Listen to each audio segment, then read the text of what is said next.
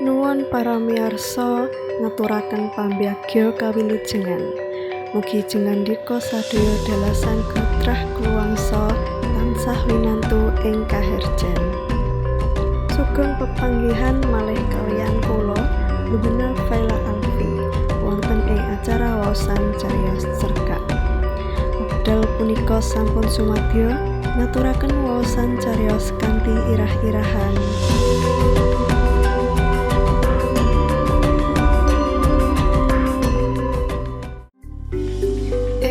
Penari Bali kang kadapok dadi anak buahe Rangda sing lagi nggoleki Dewi Kunti mitontonake keprigelane joget kanthi lincah. Mripate plerak-plerok kaya arep mencolot-mencolot. Nanging ati iki senajan dipeksa mematake adegan ing panggung, pikiran tambah ora karuan nalika dak lirik dheweke mripate kabiru belak-belak kaya ora gelem ucul saka saben obahe penari Bali ing panggung. Aku bali kelingan patomanku karo dheweke ing Bali iki. Kaya padatan nyancik wayah surup aku mlayokake jini mobil dinasku menyang pesisir kutha. Ing pesisir kang resik iku, padatan aku lungguh tenger-tenger nyawang ombak segara. Mangkane iki caraku nyuwun tak rasa kangenku marang anak bojo ing Jawa. Srengenge wis meh angslop, sesawangan kang paling endah kanggone bule-bule kang ora tau weruh angslupe srengenge ing segara. Lan maune aku ora migatekake babar pisan marang bule ing sisihku iki. Nanging suwe-suwe aku dadi ketarik dak rasa ana kang nyeleneh saka tindak tandukne dibanding karo bule-bule liyane kang mung awer-awer kutang lan cawet. Dheweke adus ing segara malah nganggo celana jin lan kaos Bali. Bola bali dheweke mlayu ambyur kaya arep mlebu wetenge segara, nanging dening tansah ombak digawa bali menyang pesisir. Kaya-kaya eman nampani kenya ayu iki minangka wadala kutha. Yen wis mangkono, dheweke banjur lemah-lemah ing pasir, mripate ado nyawang langit, ora mreduli ombak kang bola bali nyempyok awake. Bosen lumah-lumah, banjur lungguh tenger-tenger nyawang segara lan ujug-ujug menyang melayu nengah mapak tekane ombak. Mangkono bola bali lan nalika dheweke menyat arep ninggalke pesisir, atiku dadi nratap. Kaya-kaya aku tau tepuk karo dheweke. Alon-alon aku nyedaki. Pardon Jufro ben Jufro Sophie. Pitakonku sopan. Dheweke ketara kaget nyawang aku sawetara banjur. Eddie, God hated me. Dheweke bengok karo nubruk aku. Wis 3 wulan aku ana kene, dinasku saiki ana Denpasar. Piye kabare Dahlia lan anakmu Sandi? Aku pengen ketemu. Aku ngulu idu sadurunge wangsulan. Dahlia lan Sandi ana Madiun, ana omahe wong tuane. Dheweke ketara kaget nyawang aku kanthi sujana. Banjur bali mlaku ing sisihku karo sikile nyaruki wedi pasisir. Kapan kowe teko ing kene? Pitakonku. Seminggu kepungkur. Nginep ana ndi? Hotel Chandra. Angsuane karo adoh yang cakrawala kang nempokake langit karo rumahe Bayu Segara. Jalan Diponegoro. Aku ana omah dinas Jalan Ngurah Jayanti. Kondoku senajan dheweke ora takon. Oh, ora pati adoh saka Hotel Chandra. Ijen. Karo sapa maneh ana pembantu lanang siji. Dheweke isih mlaku ana sisihku karo sikile panggah nyaruki wedi pesisir.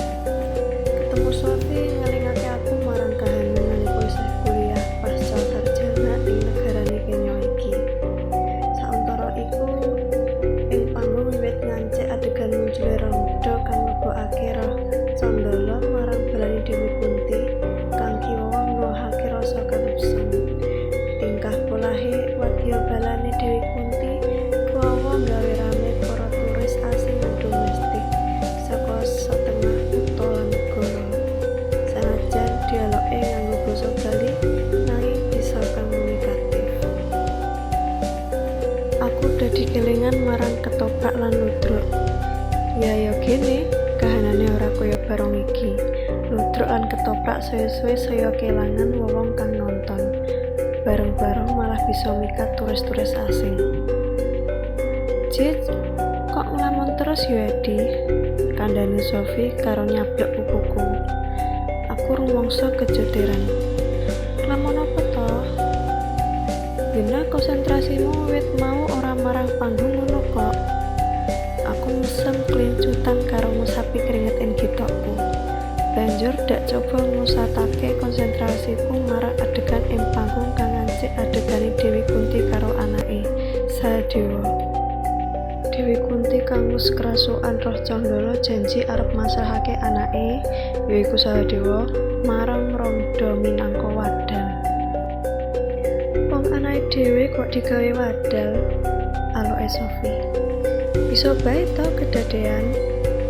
Pancen bisa uga dumadi ing donya iki. Kabeh-kabeh bisa bae dumadi. Senajan kadang-kadang kaya ora rasional. Kari nimbang wae kekuatan antarane Cendala lan kebecikan gedhe sing ndi. Nyawangi Sofi bali marang panggung. Ah, kenya iki yen kelingan dek semono aku ya kudu guyu dhewe. Ya kene, lambene iki kok nyinyir nganti kawatu ngucap, "Sofi, aku tresno marang kowe. Gelem ya kowe dak boyong menyang negaraku." Dheweke ketara kaget. "Aja guyon, Edi." "Aku serius." Sofi ndingklok. Mripate kang biru blalak-blalak malih dadi suntruk. "Eman," kandhane lirih. "Yo gene." Takonku. "Kelas duwe Peter," jawabe. "Peter?" Takonku ora percaya.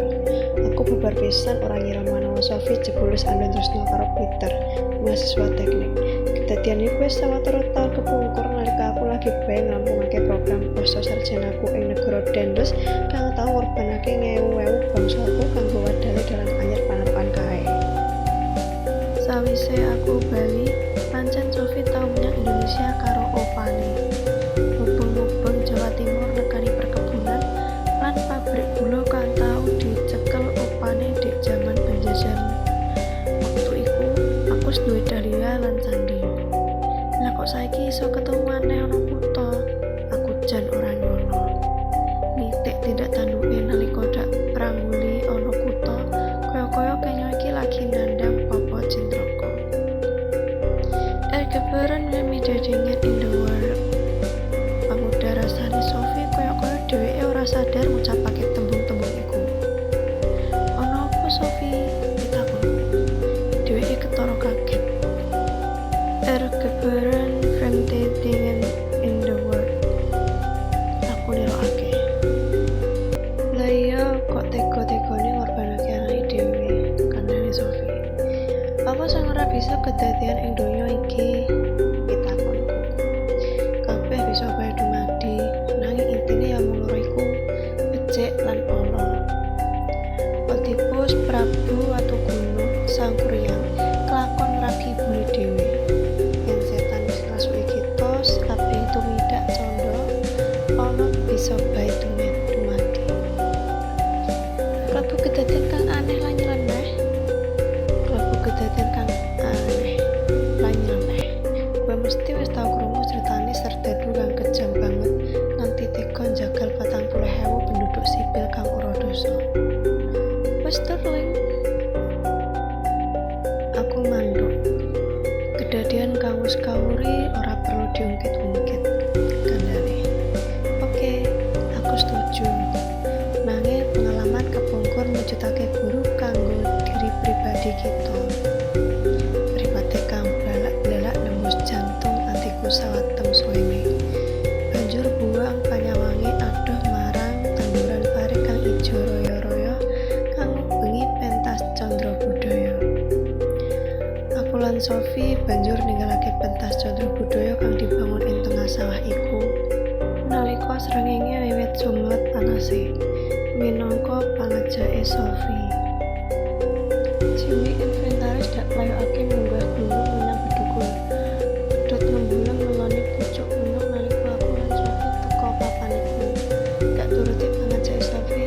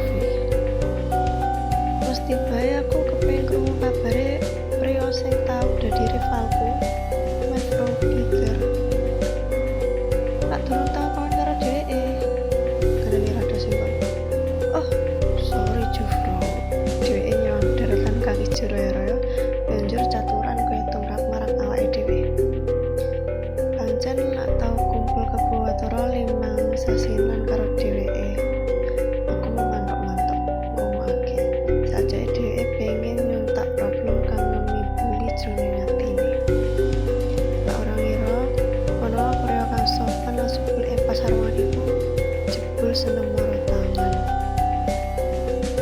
Terus saiki ana di dheweke tekan nibik.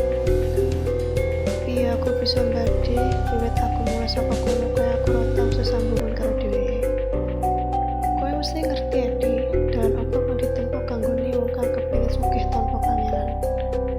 Aku domplong nyawa Sofi tanpa wangsulan. Dheweke ngelampok bang. Aku jomblo. Sanggup ra rada oleh babar pisan ora kira menawa priya entelek pinter duweni pikiran kanggo. Atine wis diresuk rondo kaya pagelaran Jawa bareng ing Chris Dance mau.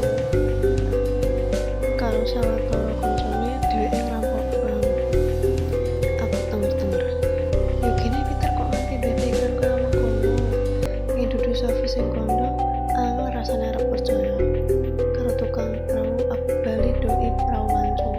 Nalika ana perahu motor liwat kanthi banter, perahu mancung sing dak tumpahe rada oleng. Nanging Sofi tetep anteng. Tangane nyauki banyu tlaga. Terus kita saiki ana hukuman. Takonku. Dheweke gedhe. Dadi buron. Dheweke bali gedhe. Iwas ketembak. Dheweke uga gedhe. Aku nyoba nerka ana ngendi panggonane perampok bang iku. Sauntara Sofi isih panggo dolanan banyu tlaga. Aneh, ana perampok bang kok ora dadi buron, dihukum utawa mati ketembak. Batin atiku. Terus piye nasibe Peter? Aneh. Kumecapku tanpa sadar. Apane sing aneh? Pitakoni Sofi sambil tunggu. Ana perampok kok ora dihukum mati ketembak utawa diburon. Ora ono kang aneh donya iki. Lah nasibe Peter terus piye? Pusana kewetu pitakonku. Penyawange Sofi bali nembus atiku.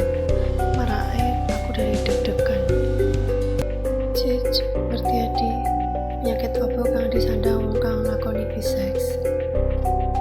Peter kena AIDS. Rasanya kok bisa berbledek kelingan penyakit gigi kuwi. Sofi ora wangsulan, nanging banjur buang penyawange marang alas kang ketel ijo rera ing pucuke gunung. Tangkepe iki malah mujudake wangsulan kang patitis tongkang buku. Lah saiki dheweke ana ndi? Ana ndi maneh? Tumrap wong kang wis dadi kembange ambengin ora ana rumah sakit. Wangsulan isin karo yang pucuk gunung. Aku bali tenger-tenger. Gawang-gawang ing pangganen angenku priya ganteng lan energi iku awake dadi lunglit lan lemprek ana bed sawijining kamar rumah sakit. Mbok menawa ing saradone awakku iki uga wis ketularan viruse tanahku saka dheweke, grenenge Sofi. Panyawange ora mingket saka pucuke gunung. Kowe isih katon sehat lan tranggina Sofi. Kowe nalikane kita ketemu sepisanan kae. Sapa ngerti sesuk somben apa sawijining dina aku dari tanpa daya nglempek kaya sandangan kang mentas digawe. Lah kowe wis priksa dokter? Pitakonku. Apa gunane menawa diagnosa dokter positif ketularan AIDS? Aku ora siap ngadepi kahanan iki. Saurara kowe bisa nyusun langkah sebanjure. Jawabku. Sofi gedhe. Langit bedobol katutup mendung kandel, banjur tlaga bawara wit kambah pedhot. Hawane atis banget. Perahu mancung diadoki karo tukang perahu menuju daratan. Mulai saka bedugul Sofi akeh menengi. Sengaja tak jarake bae pikirane ngembara nelusuri pengalaman uripe kang wis kawuri. Sesuke nalika mulih menyang negarane lan dak terke tekan bandara mulai rai uga ora akeh omonge. Katon pedhot peteng ngembulung ing pasuryan kang biyen tansah binar. Good Verbage jadi suarane ondok-ondok nrenehake. Ukara pungkasan kan tak rumus saka dhewe. Good Roy Sofi Cage wangsulanku karo ngecok batuke. Atiku sumendal nglempet batik kumembang waspa. Mulai saka ngeterake Sofi, aku ngerbukake aku ing tempat tidur omah dinasku. Wayangane kaya bule kang bola-bali ambyur ing segara kaya pengen diuntal ombak kutha bali ngegya. Marang kene iku biyen tau mbayangke menawa dheweke kasendak suntak ketresnananku. Aku ora bisa iso serang AIDS kaya pasangan kumpul kebune. Jan lagi risi, banjur aku bali ngira babar pisan menawa kelingan Dahlia lan Sandi anakku. Ora ontang-anting iku mujudake jimat tumrap marang wong tuaku.